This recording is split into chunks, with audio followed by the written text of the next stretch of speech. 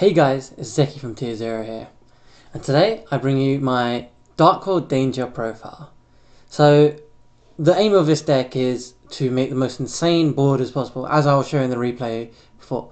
But before we get into profile, make sure you subscribe for weekly content, like all these crazy profiles that the Tier 0 members, Tier 0 team makes, and you'll be the first to see it. Okay, so into the profile. So for the dangers, we play Danger Bigfoot and Thunderbird. These are level 8s, and it allows you to make your powerful level 8 XYZs such as Titanic and Dengrisu. The three best dangers, which are one of, unfortunately, but still, you will see them because you usually run through the whole deck. Three Chupacabras.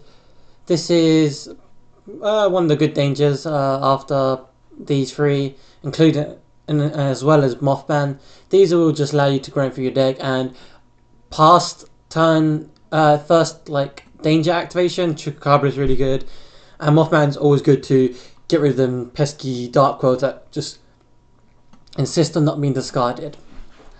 Next we got the Darkworld package of 1 Grapha, 3 Snow, 3 Brow and 2 Beige. So the 1 Grapha is there for the infinite loop, so you're able to be bouncing Beige and then discard it from any dangers, and then and it allows you to make these rank 8s which make the board, which will be really good overall. And obviously the Beige knows just to dig in your deck much as possible, keep that danger, the high hand count, and then keep discarding, etc. For the normal summons, we have Armageddonite, Cyberstein, and Dr. Frankendup. So these are just normal summons which synergize with the deck. You can always banish these from a lore and then resurrect it with a Legionnaire, or you can with Frankendup you can summon it from E-Telly, which is really good. And because it skips draw phase, it also stacks with number 60. So that means you only have to skip one draw phase if you activate both their effects.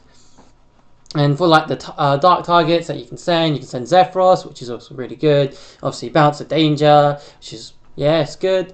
1 Beast, it's a 4th Brow to say. 1 Goki Pole, so this is here as a way Foolish can send it, so you can get a Mothman, and obviously discarding it allows you to get a Mothman. So it's like a pseudo Nessie, and you can Foolish it, which is really neat. Cyberstein, summon Exterio or Millennial Eyes, depending on the situation you're in. This is a really good card. It's normal summon that is 2 materials for link summons, so it's pretty good overall. I play 1 of each baby as well as 2 Chaos Space. So this I've been playing around with. It's just really good. With Chaos Space allows you to draw 1, so it acts as that upstart. You also get to send 1, so you get to send cards that you don't want, like Grapha or Zephyros Elite or Beast, any of these cards, Goki Pole, and then not Goki Pole, my bad. And then you will be able to get these babies, and they'll just give you really good fodder, and then they're all instantly a +1. Go to the spell cards, 3 Allure. Obviously, this is a dark based deck. 2 Beginning and End. This is pretty good.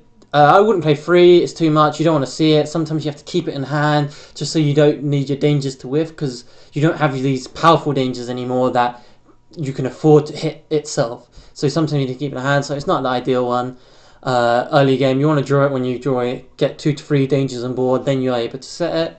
Card Destruction, this is the god card, this is phenomenal in any hand. It's so good, instant Ashbait, whatever, it's so good.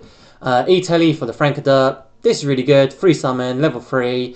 It's a dark. There's a lot of synergy with the deck, and it doesn't really matter what if you see it after, because it's just you just discard, leave it in your hand and discard dangers. Foolish, a lot of utility. You can send Grapha, you can send Zephyros, Beast, Goki Pole. It's pretty good. Upstart, Monster Reborn, and Chaos Space, which we already talked about. And now to the extra deck. So extra deck we got Dweller and Nightmares for the rank 4s. Oh, and Dagaris for the rank 4s. Dagaris is more not an ending piece. It's for just randomly when you're starting to lose steam. Dagaris will get you there because it will draw 2, discard 1. Discards is not for cost, so you'll get the Darkworld effect. So it just allows you to get steam where you normally wouldn't. You'll see in the replay I used it, and it was a godsend. For the rank 8s, we got Dingrisu and Titanics. So Titanic you would make normally, but if you have an exterior summon from the Cyberstein, you would make the Dingrisu to protect it, and it ends up being really good. Legionnaire allows you to allure and banish the cards that you might want later on, like Cyberstein or Armageddon Knight, any of these cards, which is really useful because they allow you to do all these good plays, shenanigans. Apollo is your go-to Link 4. It's the way you play through any of these hand traps, because this deck's really good at playing through hand traps in general, as all these hand traps in the current format don't actually hit it. So like Imperm, all Ash Blossom, all these cards usually just go danger, danger, danger, 4 summons, make Apollo, and then you activate your beginning and end. So then they weren't able to hit you with an Imbiru, you won't be able to hit you with Vela, Ashes, because you have that out. Boral Sword, OTK Machine for going second. Curious also is with the Garrus in the situations where you just need that one card draw, or you need that extra Dark Engrave for beginning and end to get your steam back. It's just a really good card. And even if you summon Curious and then Nibiru, you get to add back something you mill, which is really good. IP is part of your end board, nice little niche card. Phoenix, Unicorns for the going second and IP play, and Phoenix. Saryuja is also there with Curious, so sometimes you will need to make the Saryuja for either to get the special summon or to draw 4, just to dig for your deck for the cards you need.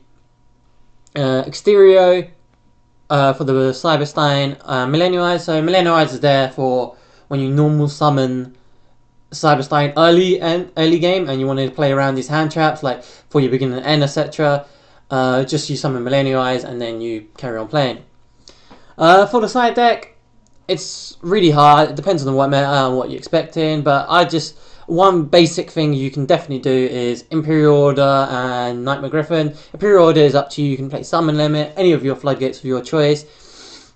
But the main point is Curious and your floodgate, and then you're able to Curious activate Griffin to set it, and that should be really good.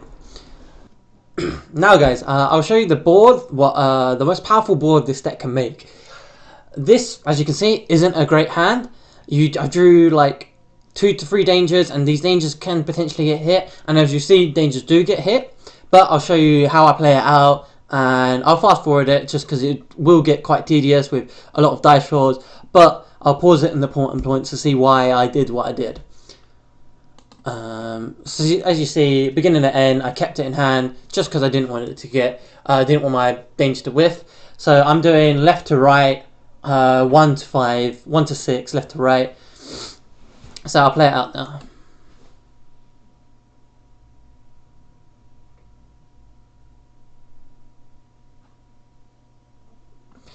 As you can see, I drew the danger, the Clap Serpent I didn't want in this situation, which Clap Serpent, as you don't have many lights, it's more the Garnet, but the synergy with it is you've got so many ways to get rid of it, even if this danger discard it, and you'll see how useful it will be in late game.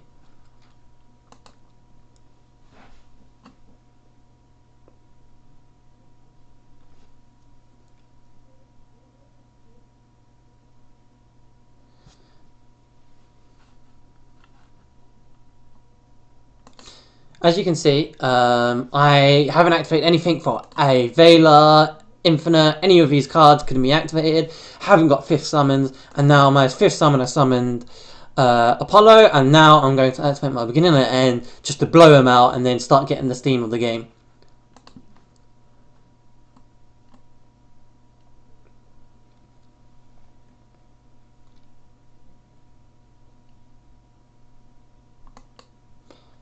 As you can see, Zephyros bounced at Mothman because I ran out of dangers.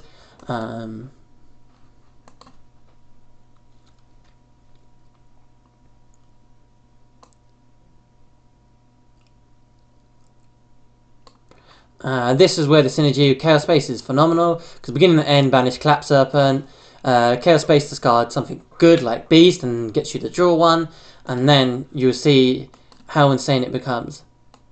It's just free, a lot of free resources. So I end up getting Wyvern Buster, and then I'm going to end up summoning Wyvern Buster, linking it away summoning and being able to search the Dark Clap Serpent as well.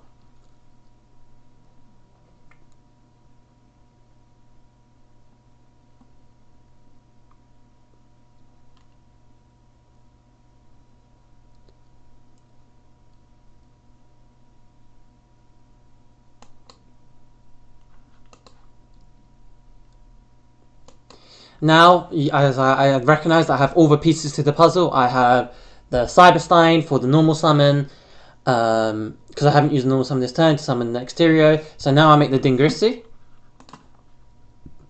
to protect my exterior and any other cards that could happen from normal summon. And then I make the IP, summon Wyvern Buster. So as you can see, this is an insane board. It's virtually nothing can break this. Post side game, you could even make a more insane board. As you can see, I still have a lot of power in my hand to carry on going. I would have been able to make Curious and Griffin set instead of IP, which would have been even more insane, absurd. So potentially you would want Summon Limit in this situation just to secure this board, and you have like the Dingrisi to protect it, or you would want something like maybe an Imperial Order to stop you from getting Dark Rulered. But it's up to you what you do with this. So thank you guys for watching this insane profile. Make sure you like, subscribe, check out the Facebook page, check out the Twitter. Make sure you check out the Tier 0 website with all your card needs. Thanks for watching. Make sure you check out Wait for future content. Thank you guys.